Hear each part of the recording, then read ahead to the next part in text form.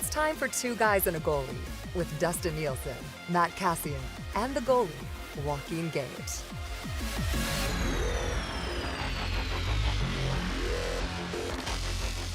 Hello, everyone, and welcome to another episode of Two Guys and a Goalie. Nielson, Kass, and Gager with you here today. Episode 197 of Two Guys and a Goalie. Closing in on 200 episodes, boys. Can you believe it?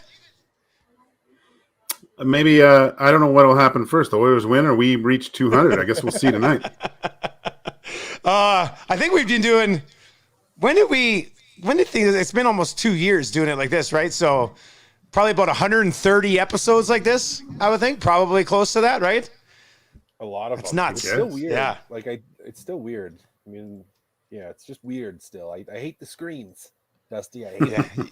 You still haven't got used to this, Kass? No, I'm used to it. That doesn't mean I like it. Yeah, that's true. It was nice being in the same location. It was a good way to start for sure. That's true. As always, and since the beginning, Two Guys and Goalie brought to you by our friends at Coolbet. Chris Abbott's going to pop by a little bit later on. Very interested to see where his money's going on this game tonight here in Edmonton. Is he betting on the Panthers to bounce back after the loss against Calgary? Is he betting on the Oilers to get the win, a desperate win that they very much need against a Panthers team that's lights out at home, but I think 5-5-5 on the road so far. So, they're beatable on the road, but they're still a great hockey team. So, Kass, I know you don't dabble in sports betting as much as myself and Gager, but if you were to sign up for an account today and use the bonus code 2GUYS, the number 2 in the word guys, at coolbet.com, what would you bet on tonight? What would you do? Take the over. I know. That would be, to me, the logical choice.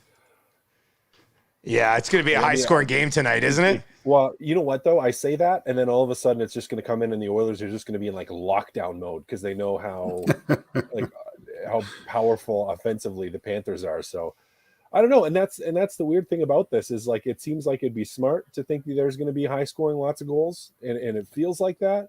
But I also, part of me is just especially after the battle practices, which I think is a great thing they finally had, some intensity, some anger at each other, and inside of that, frustration being worked out.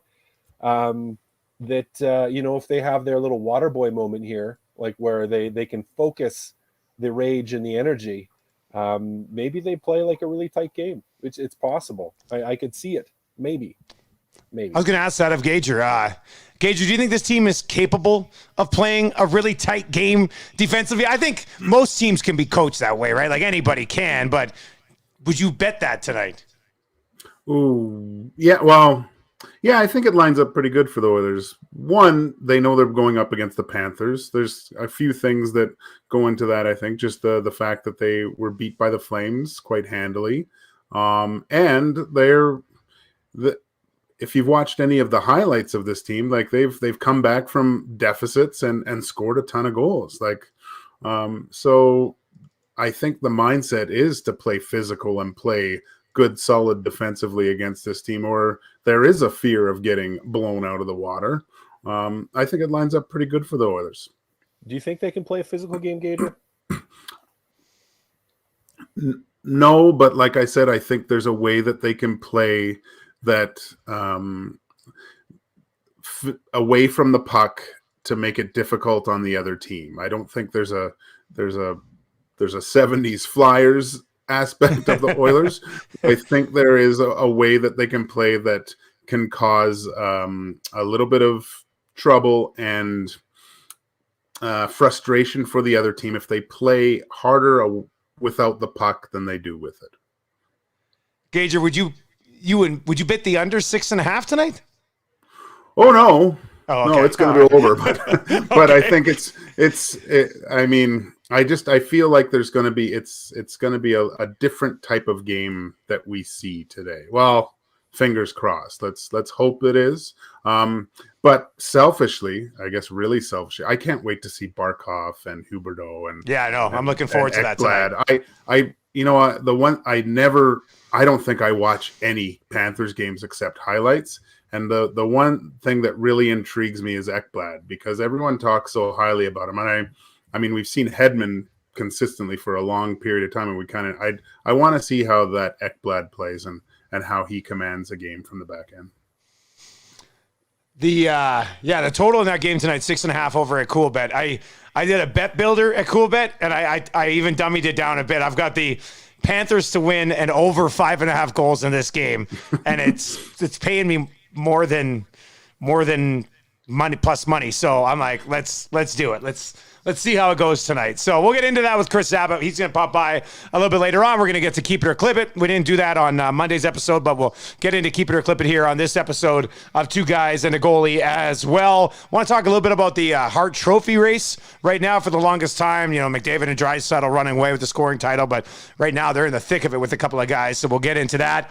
But let's start in this market here, obviously, with what went down this week with a longtime reporter, Jim Matheson, and Leon Draisaitl, and a lot of people beat on Matty, and certainly deserving of some of that heat. But I mean, you guys played in league. You dealt with a lot of media. Gager, you would have dealt with a bunch of media overseas, and I don't know what that mindset's like over there. Maybe we can get into that a little bit. But Kass, not that you would have been requested upon all the time to go and do media, but what was it like for you on that side? What were your thoughts watching Leon Draisaitl?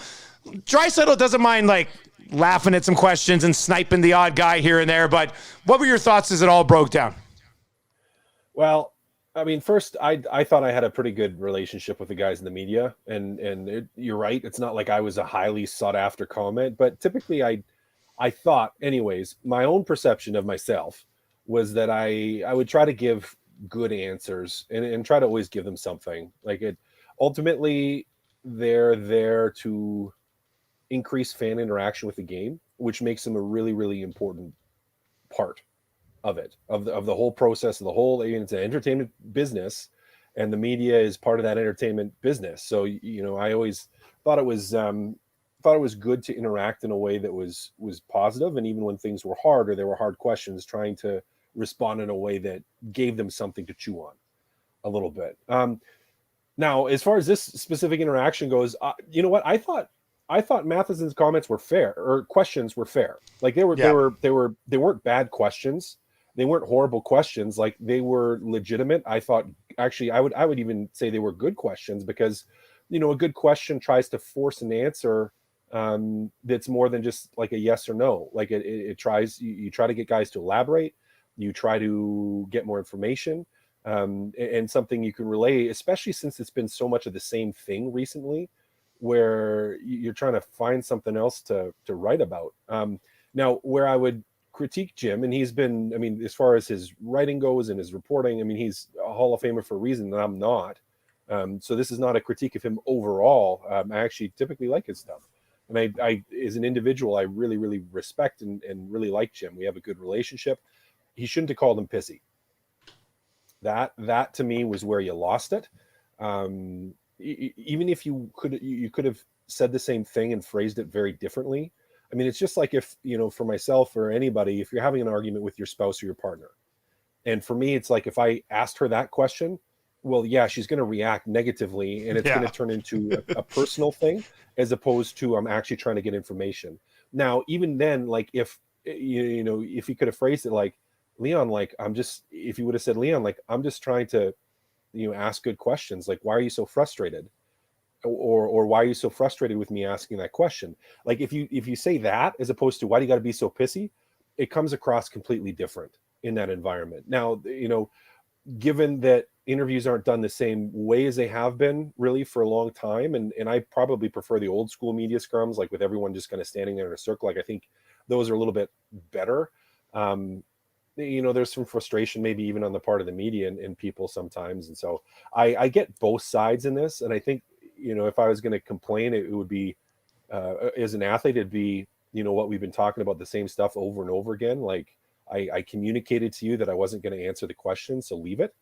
And then on the media side, it's well, no, that was a good question. And then, as I said, overall, Jim's got to not communicate the pissy. You can't say that. It doesn't. You're not going to bring out the best in people, and you're certainly not going to get an answer. So, you gotta seed through your own frustration in that, and just say, hey, man, I'm not trying to frustrate you. I'm just trying to find out some information. Gager? Well, I'm on the other side of this. I thought it was crap. I've dealt with those media guys, and this was a long time ago, and I was obviously a rookie, but it's one thing being treated as a rookie by your teammates and stuff, but I felt like I was treated as a rookie by that media group as well. I mean, there were some times when, I remember, I won't say the name, but I was on a plane and we were still flying commercial at the time. And I sat, of course, as a rookie, you usually get the middle seat. And so I'm sitting in the middle, and the media person that was there put their stuff under my seat in front of me. So I couldn't push my legs out. And yeah, rookie, what, and I'm just like, oh my God, really? Like, I must have kicked that bag 1,000 times when on that flight. And I mean, it's a weird culture of those guys. I find they almost group together and we're going to write about this guy and this guy. Let's all, like, it's a weird cultish kind of thing. And I don't have time for it, to tell you the truth, Dusty. I don't like the way they talk. I read some articles this morning, and there was speculation about how certain guys feel about other guys in the team without properly, like, it's all opinionated. There's no validity to any of this stuff. And then, I mean, for me personally, listening to that interview, Matty asked the same question 3 times. The first time, Leon, there was a few other questions before the one that went viral. You're right, Gager. Yes, and it was the same. And granted, Leon's probably a little bit tired of answering that question again, and I understand that. And it's in a bad spot. But to try to answer it again, and I had no problem with Leon's answer when he said it. We all have to be better. And I felt like Matty was fishing for something else there, and he didn't get it, and he lost his mind. Granted, Leon should have said, "You know everything." That was the little spark on the fire a little bit. But he answered the same question 3 times, and he felt like he was trying to get pushed into a corner. And then the whole thing with Hall of Fame writer, Hall of Shame moment, just dumb, stupid. I didn't like it. I don't like the fact that. I thought it was really immature, unprofessional for him to do that. And that's how I feel. It's just it's weird up in that press box. Let me just say that. It's telling me. It's ridiculous, some of the stuff that goes up there. I'm not going to say anything, but it's a joke. It's a real joke. Write about the game. If you can get some stuff, try, but ask questions that you don't already know the answers to. There's so many different ways to even the last question. Do you think it's good for the other team to see you're frustrated? Like, come on, man. Jesus. Like, it was dumb. Yeah, okay. I'll leave it at that, Dusty. I thought, first of all, Gager nailed quite a few of those points. Well done. I also thought Leon handled it pretty good when Matheson said, "Why are you so pissy?" I would have told him where to go and got up and walked away. Honestly, that would have been the end of that conversation for me. I thought Leon did a pretty good job kind of holding it together at that point. I'll give him credit there. He answered the question. He asked him, "Why are you so pissy?" He goes, he said, right. "I'm not." He asked your question. He answered every question. But yeah, whatever. I mean, like, in the dressing room, I'll say this, is you always knew, like, there guys have opinions of the reporters and the questions, and guys will talk about it. And they'll talk about who the trolls are and who's not. It's always interesting, again, to me. And I don't know, my perspective on just even the media as a whole definitely has changed from the time I was a player till now. And evolved just from I understand people in the media, it's their living as well, and they have bosses as well that are wanting to get information, that want different articles, want interesting articles that get clicks and reads and lead to subscriptions and all that. So I mean, again, I'll agree with a whole bunch of what Gager said, like, about some of the personalities and some of what goes on. I think you're absolutely right, like the whole rookie bag thing. Like, there's are stories like that, and that you just kind of like, that's dumb. Like, you shouldn't behave like that. Again, I will stand by. I don't think Matheson's questions were horrible questions, and even to the asking the same question 3 times, there's actually a psychological thing that, and I can't remember where was I reading that, where like to get the truth or the truest answer for something, typically you have to ask the same question 3 times in different ways. And I think that it may be like a negotiating tag. It may have been like some negotiating, like on like hostage negotiation and that sort of stuff, where they'll ask the same question and try to ask it 3 different times because you're more likely to get a good answer. But yeah, I mean, overall, it's just it doesn't look good on either side. Even though, and I'll agree with you as well, Gager and Dusty, Leon handled after the Pissy comment. He did handle that well, like where he just kind of left it, like he didn't escalate it any further, which is a mature thing in that moment, which is good. Quickly, Jesse on the live stream says Jim's question to Koskinen in the start of the season was straight up disrespectful as well. And I will say, Gazzola pointed out to me yesterday in the oil stream that after Koskinen spoke yesterday, Matheson pulled him aside and apologized for that comment earlier in the season. So maybe Matty feeling a little bit of heat yesterday, thought maybe to put something right with Koskinen there. But anyway, enough of that. Well said. If you've been watching the live stream, you caught the tail end of it, I suggest subscribing, downloading podcasts, catch all the thoughts on it if you did miss it. Let's stick with kind of a media angle. Let's go with Gager. What do we got to talk about, buddy? You loved this last night. Last night. Yeah, no, just like from seeing what happened with the whole thing that happened here over the last few days and give us more fodder. And I mean, we're not talking about of anything else but Leon. It's funny. The media here is so funny, but it was a breath of fresh air, I think, yesterday. And I want to get your guys' opinion to this too at the end of here, but watching Reaves play, the Rangers come back, he scores 2 goals, and then afterwards on the TNT broadcast, I think they're trying to get that Charles Barkley, Shaquille O'Neal kind of thing going with Gretz and Bissonnette and stuff. And it's a really great panel, actually. There's good banter there. And the communication between the player, and it's a two-way street. I realize that, but when Gretzky's asking questions and Biz Nasty's asking some pretty good questions, but really able to get at a different side of players. And of course you need someone probably with the charismatic ability of Reaves to answer those things. I mean, Biznasty's trying to get him to take off his shirt, and Reaves is almost doing it. And it was. I found myself watching that, and my face started to hurt because I was smiling through the whole time. And I just thought, man, wouldn't it be great if you could get more episodes or situations like that with media and players and get that kind of reaction out of there. I hate to say it, I'm kind of a fan of the Manning brothers with the football. Like, I go back and forth, but sometimes I'm not as efficient. Well, I'm not efficient in hockey either, but with football, sometimes it's cool to hear what those guys, 2 quarterbacks, have to say about certain plays. I would love, and I know hockey's a different sport and it's a little bit more fluid than football, and there's a lot more pauses, but I'd love to have 2 guys on the couch talking about hockey and having different aspects of this play and that play throughout the play of the game.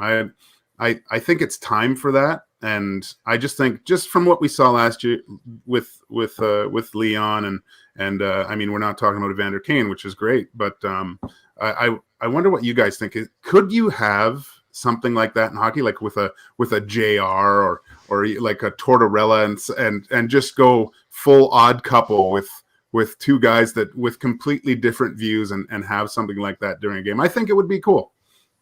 That'd be a blast. That'd be a blast. And what makes that work though is like the Reaves interview is Ryan Reaves. His willingness to engage and have some personality. He was great. A guy like in the dressing room that has a big personality, and we've hung out a couple times in real life away from the rink too. And he's a great dude in that regard, like a lot of fun. And I love being able to see some of that. Like, you can see some of that personality, and that's what makes it, is you get a feel for the player beyond the player. beyond just the play on the ice. Like, you get to see some of that, and that's what makes it interesting and fun. And Gager, I like watching the Manning brothers too. Like, I actually enjoy that more because it is just a little bit of a different take. And I know some people, it drives them crazy and some people can't stand it. But for me, I'm like, I really enjoy kind of hearing what they're thinking on it, because it's a lot more free flowing too. You're not just trying to, stop, and you're not trying to, maybe at times you're parsing words a little bit, but I don't know. It's interesting. It would be can you imagine having JR and Tortorella on there? Oh, have God. That be the odd couple? Well, I mean, I hate to say it, but it would be like Bieksa does such a good job. I'd love to see him in a setting where he can kind of let loose a little bit like that. And the one thing I can say about situations like that the Manning brothers bring too, with that Reaves situation, and I mean, like, for a lot of people that maybe had never played hockey at a high level or understand kind of the inner workings of a team, when a guy maybe that's not counted on scoring has 2 goals, they're up a few, and they have the ability to go for the hat trick. And they had him out there for like 90 seconds. He was dying. It's so funny to have a guy out there for like 2 minutes where it basically looks like he's got 2x4s for legs at the end of it. And everyone's trying to get him the puck, and he's trying to score. He's completely gassed. It was just, you get moments like that where maybe a lot of people don't understand those types of little things that can happen on a team. And I wish he would have got it, because the bench would have erupted and it would have been hilarious, and he probably would have needed O2 on the bench or something like that. But just it provides those little moments that maybe you don't see too much on a regular broadcast, right?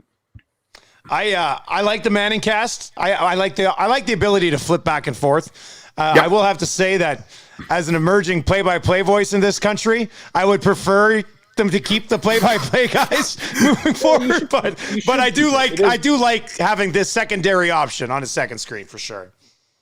Yeah, and you should keep it. Like, I enjoy the play-by-play as well. Like, and I always have, and I always will. Like, Bob Cole to me is still like, I hear that voice and it just takes me back to so many just wonderful memories of hearing that. Like, good play-by-play is wonderful. Like, it's enjoyable. I love having that in the game, and I don't want that to go anywhere. But as you said, it is nice just to flip for something and to hear something a little bit more unfiltered, and it's more dialogue. Like, you're not just describing what's happening. You're kind of talking about little things, and you just think of some, as you said, Gager, the funny stuff that happens, and being able, like, to point it out and then laugh about, like, what's probably going on at the bench and what guys are laughing about. Like, it just brings a different element to it. And if you're the NHL and you're trying to bring new fans into the game, or you're trying to grow the game in the US in particular, I just think it could be a tool or something pretty fun to have just as an option for people, especially if you did have a mix of people that were just kind of making it fun, but also teaching, let's call it, about the game a little bit, where you can learn things about it. For people that maybe, they enjoy the play-by-play, but they want to learn about the game, and having someone that's kind of there talking about what's going on and teaching about what's going on, but not being constrained to, just that active moment on the ice. I don't know. I think that could be pretty cool. I wouldn't mind seeing, and it might work okay in hockey, is like a hybrid model where you still have a guy there to call the game. I mean, almost kind of like this. You guys played in the league. We got the goalie, we got the forward. I'm a play-by-play guy. You have that sort of hybrid where you guys can go back and forth on some of that hockey inside stuff and some of the funny stuff. I'm kind of there to call the action, but you're not calling it as furiously as you would be if it's just a regular booth. I don't know if it would work, but I think that'd be something that might be worth a try in some sort of level of hockey, just to see. I don't know. That might be something you could do. All we need is broadcast rights, Dusty, and we can try it out. There we go. All right. We'll have the Spruce Grove Saints game coming up with 2 guys in a goalie style. Yeah.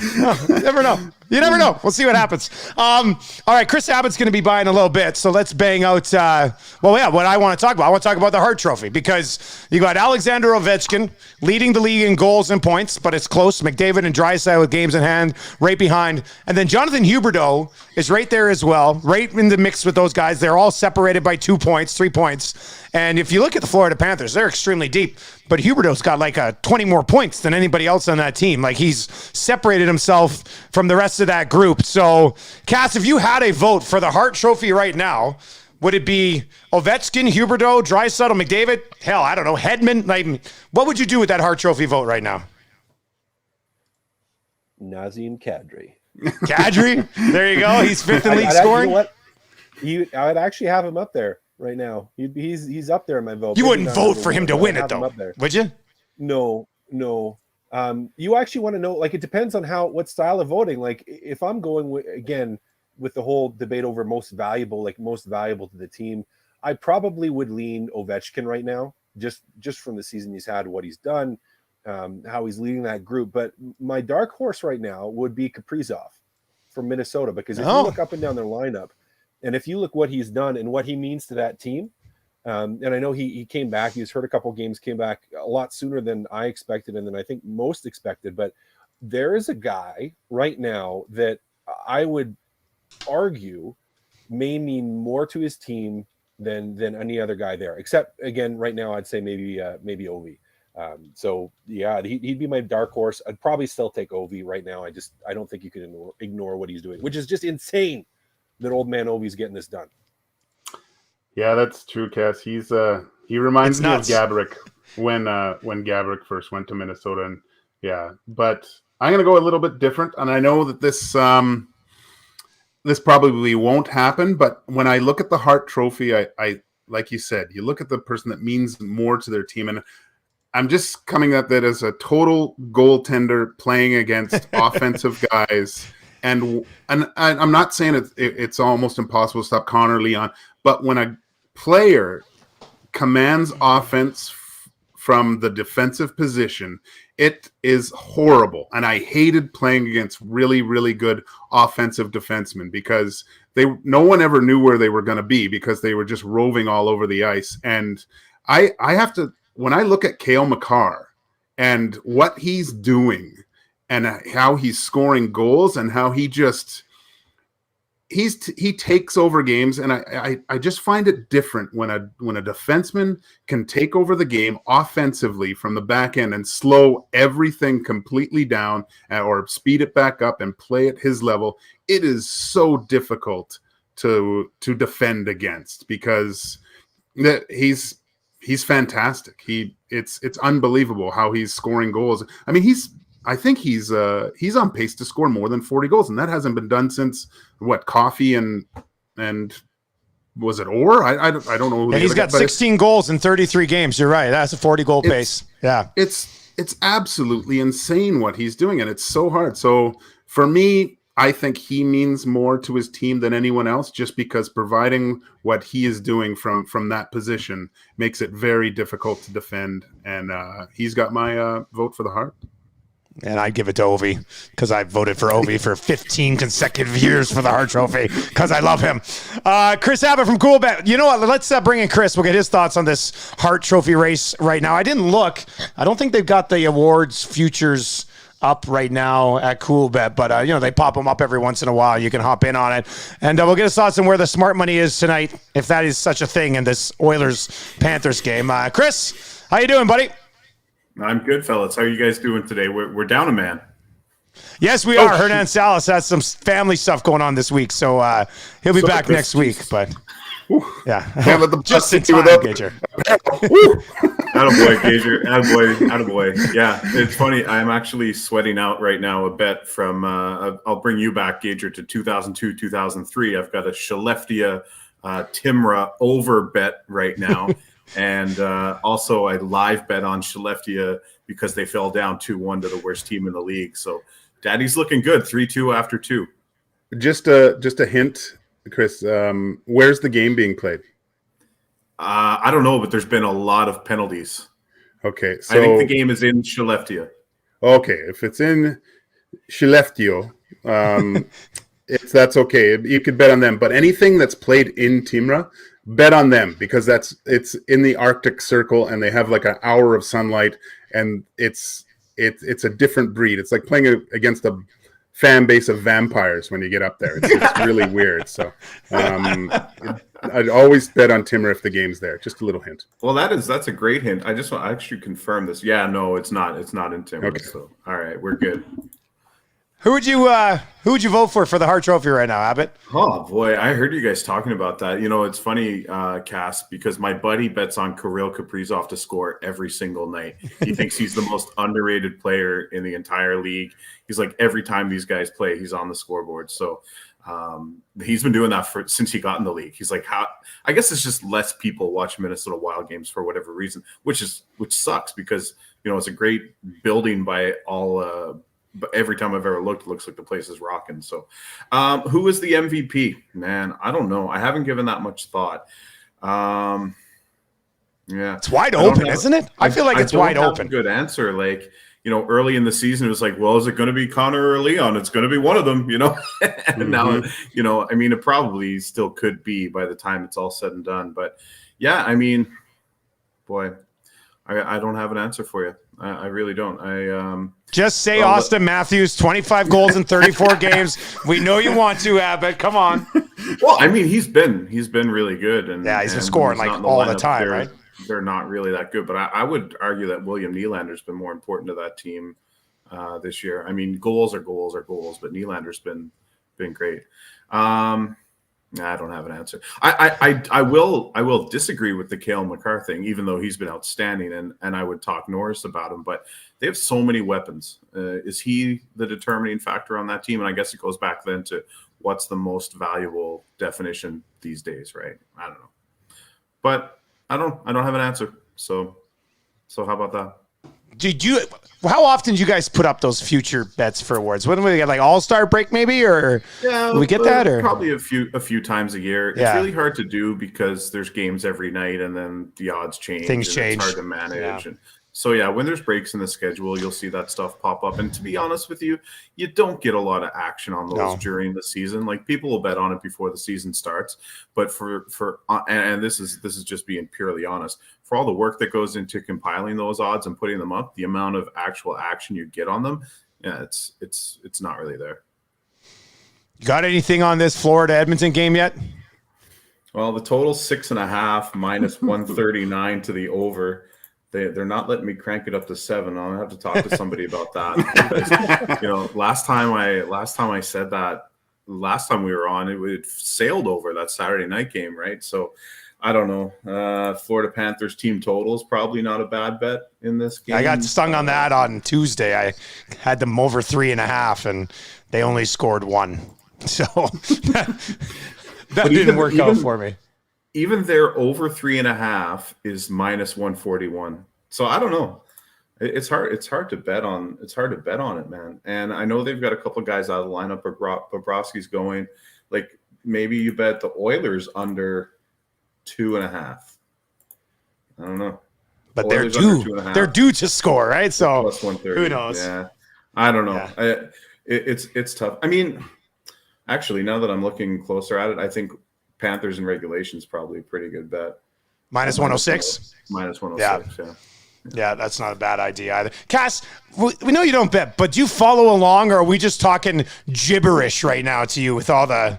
No, I understand okay. I understand it. I still don't like the whole, like, I always have to think, like, when you're like plus 600 and plus 200, I'm like, why is it 200? I don't understand.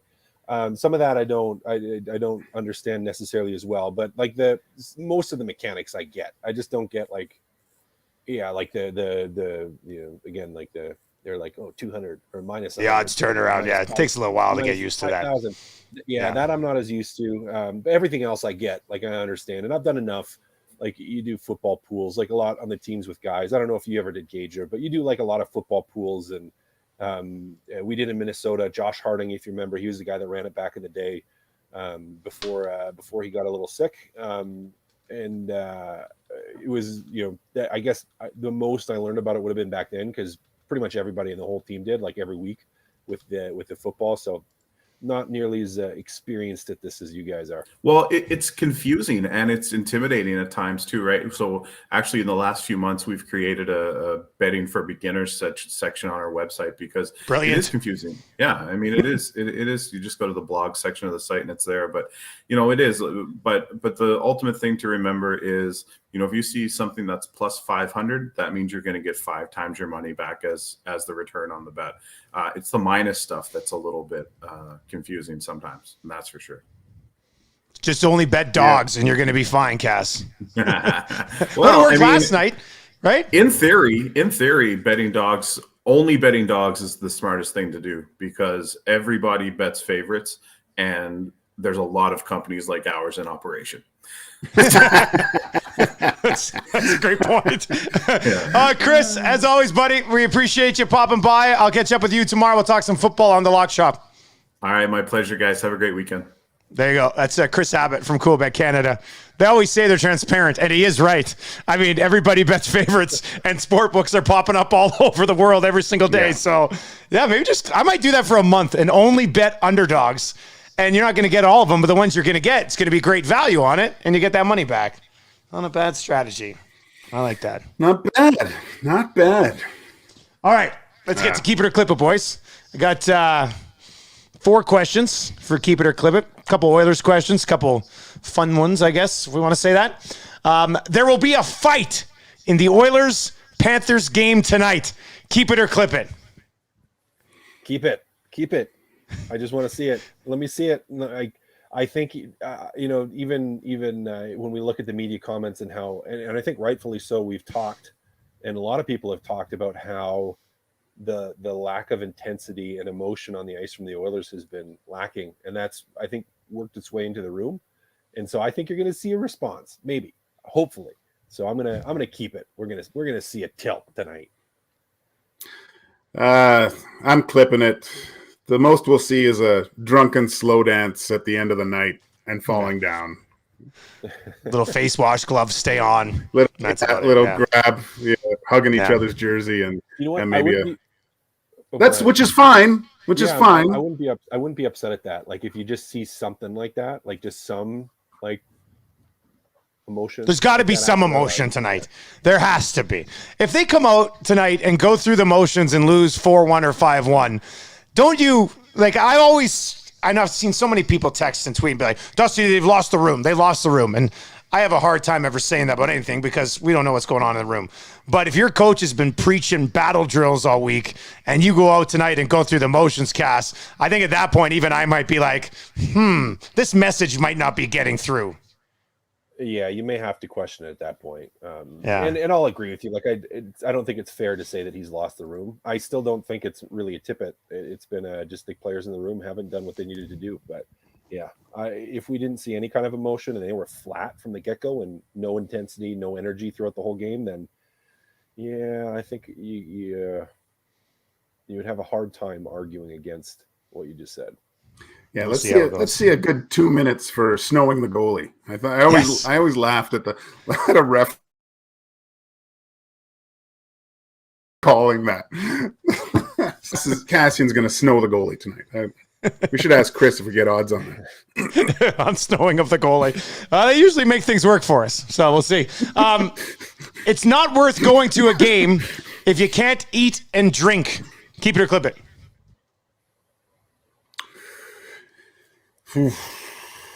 Are the Oilers listening to this? Because I don't want to. Keep it. It's not worth going to the game. Having a beer and maybe some sort of item to eat, it makes the whole experience of going to a sporting event. A communal fountain just does not do it for me. Keep it. I'm going to clip it. I still have fun going. Like it makes it less enjoyable. Certainly it's not nearly as fun. But I don't know. I still like going. I still would go. So I'm going to clip it. The Oilers still have a good chance of making the playoffs. Keep it or clip it. Oh, keep it. We heard Perlini talk about the highs and lows of the season and how quick, the one thing that's really good is if the Oilers can kind of put things back on track a little bit, before you know it, they could be on an 8-game heater, and 2 weeks and then right back in the thing. So yeah, I'm going to keep it. Yeah, I keep it. They're not out of this yet. Like all is not lost. Certainly it's dark. We're in the pitch black of night here, but there still is time and opportunity and potential to turn this around. Final one. And we don't have to do any spoilers here or anything, but Boba Fett isn't as cool of character as we always imagined. Keep it or clip it. I'm gonna keep it. I still enjoy it, but I Me think it's been geared towards a broad audience. It's more of a Disney type film. I would have liked a little bit more of an edgy Boba Fett with things, but still enjoying it. But I wish it was had a more of a PG-13 rating.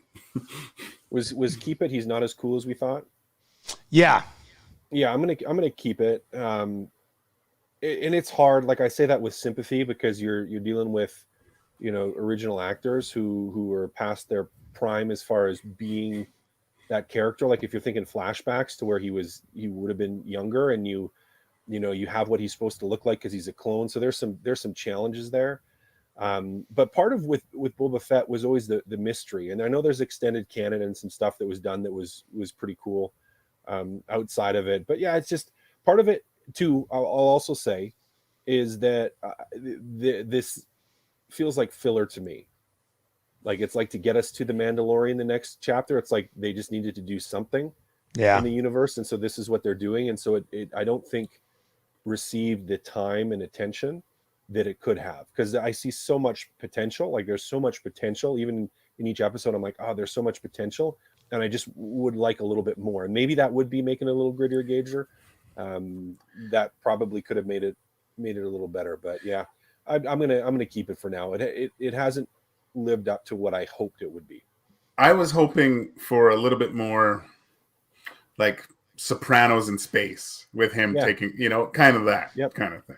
But yeah, no, me too. Like, and I thought that's the direction they were going to go. Like, and I thought that could have been really cool. Like, just he seems like a bit of a politician right now. You know what I mean? Like, we'll see. There's still time. There's still a few episodes, right? So it just, I like it. I'm watching every episode right when it comes out, but I'm just like, okay, like let's see what happens next, type of thing. So the next series that is coming out called Moon Knight, when I believe cool. And I remember I'm pretty sure I had the first 2 issues of that comic book, because I think he came out kind of late 80s kind of thing, and I was more into the graphic novels at that point, but I'm interested to see, because he's kind of a schizophrenic kind of character and multiple personalities and stuff like that, and was a pretty good badass. Trailer looked good. Yeah, I think. Go ahead, Kass. Oh no, I was just gonna say you could play into that, like schizophrenia. Is this all in his head? Is it real? Is what's actually happened? What hasn't? Like that could be pretty cool. Yeah. And I was just gonna say, like I don't know if you guys went to see the new Matrix. Did you go see it? No, I haven't seen it yet.